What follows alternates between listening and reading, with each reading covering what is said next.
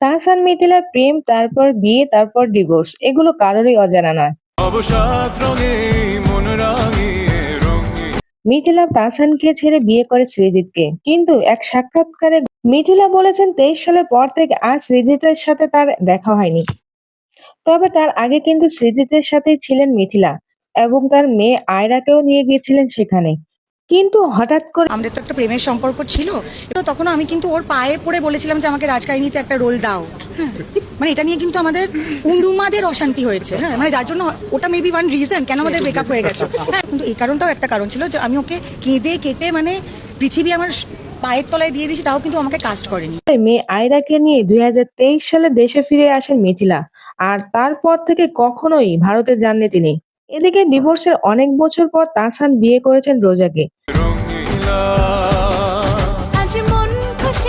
কিন্তু মাত্র 6 মাসের মাথায় ভেঙে গিয়েছিল তাহসান আর রোজার সম্পর্ক।